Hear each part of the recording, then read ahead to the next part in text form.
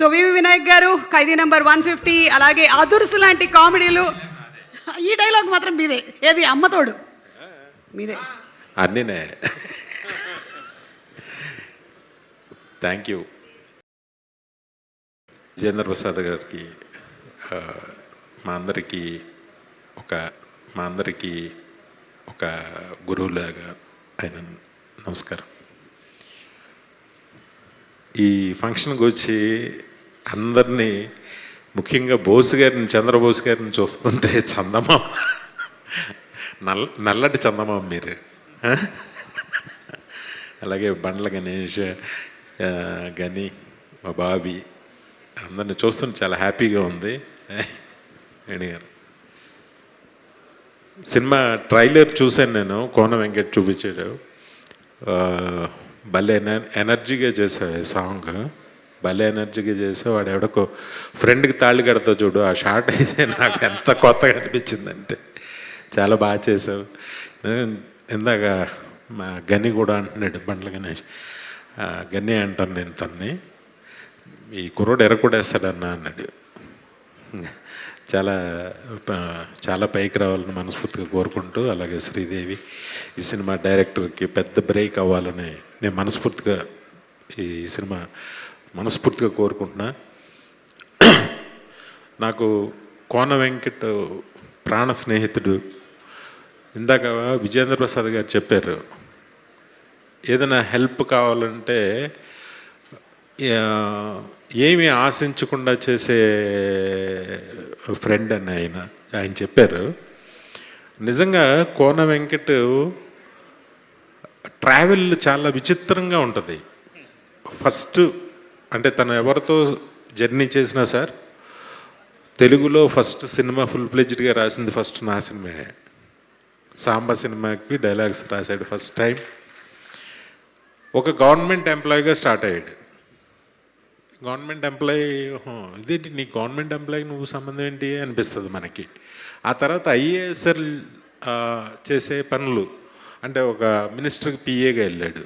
దానికి అంటే అంటే అంటే దాని తర్వాత మళ్ళీ అంటాడు మా తాతగారు గవర్నర్ అంటాడు. ఏంటి మీ తాతగారు గవర్నరా? అవును, కోన ప్రభాకర్ గారు మనవాడు నేను అంటాడు.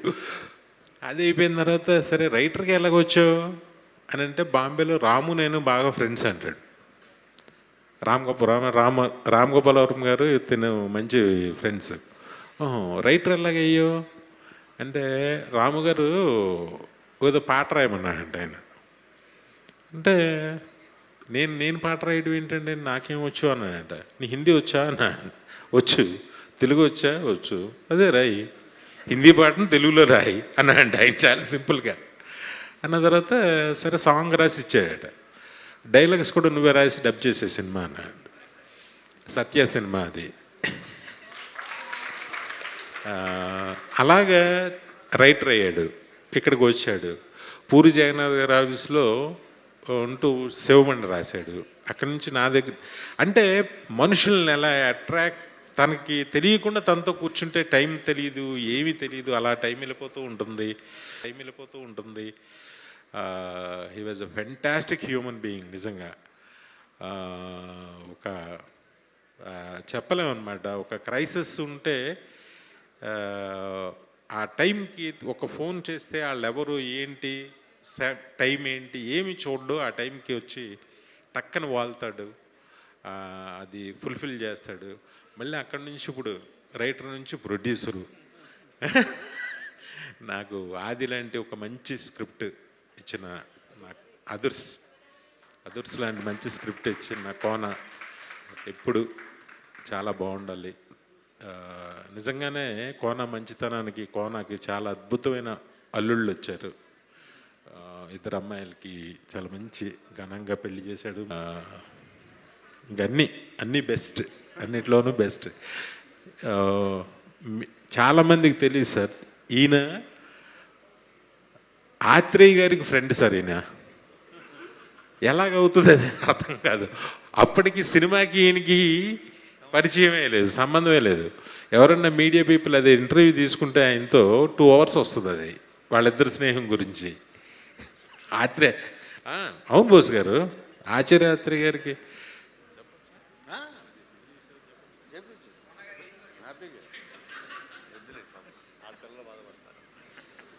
అసలు వీళ్ళిద్దరు స్నేహం అంటే నేను చెప్పకూడదు కానీ తను చెప్తాడు ఎప్పుడో కూడా ఇంటర్వ్యూలో.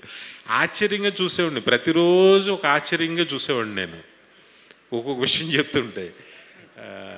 ఎప్పుడు అలాగే అన్నీ చేసి మళ్ళీ ఫైనల్గా ప్రొడ్యూసర్, అన్నీ మళ్ళీ అవి కూడా హిట్లు. నెక్స్ట్ బాబీని తిను కాంబినేషన్, ఇద్దరు ప్రొడ్యూసర్స్గా ఇంకొక సినిమా చేస్తున్నారు. నిజంగా అన్ని పెద్ద హిట్లు అవ్వాలి కోన. ఈ హీరోకి, హీరోయిన్కి, డైరెక్టర్కి, ఈ సినిమాకి పనిచేసిన ప్రతి టెక్నీషియన్కి మంచి పేరు రావాలని మనస్ఫూర్తిగా కోరుకుంటున్నాను. ఆల్రెడీ ప్రాఫిట్ అయితే తెచ్చేసుకున్నాడు తను. సినిమా కూడా పెద్ద హిట్ అవ్వాలని మనస్ఫూర్తిగా కోరుకుంటున్నాను. Love you Kona, love you always. Thank you so much. Thank you అండి.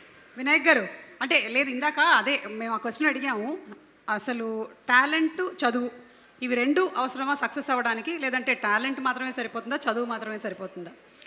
ఒకప్పుడు టాలెంట్ ఒకటే సరిపోతుందేమో ఒకప్పుడు.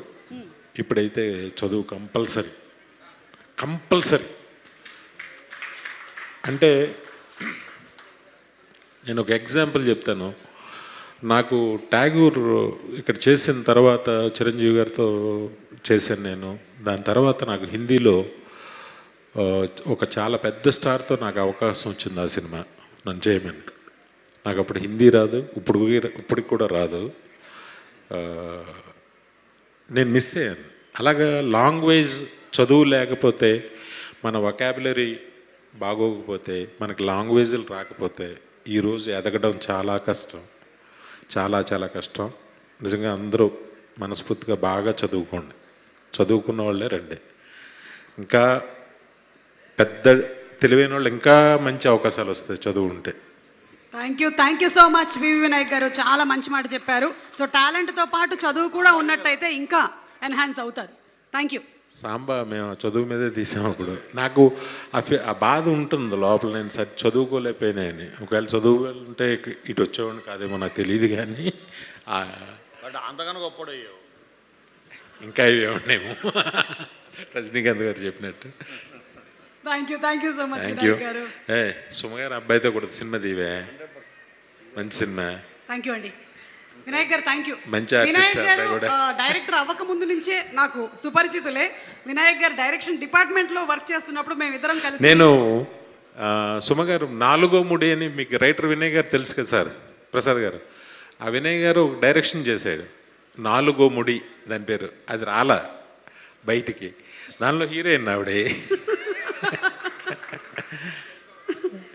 నాకు రాజీవ్, నాకు తారక్కి బాగా ఫ్రెండ్.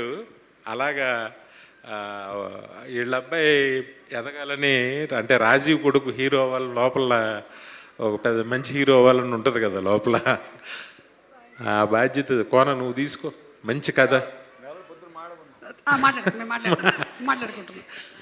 మంచి ఆర్టిస్ట్ అబ్బాయి. మాటలు అయిపోయాయి. Thank you so much Vinayak గారు. Thank you for gracing the occasion. Thank you so much అండి. Thank you Kona. Love you.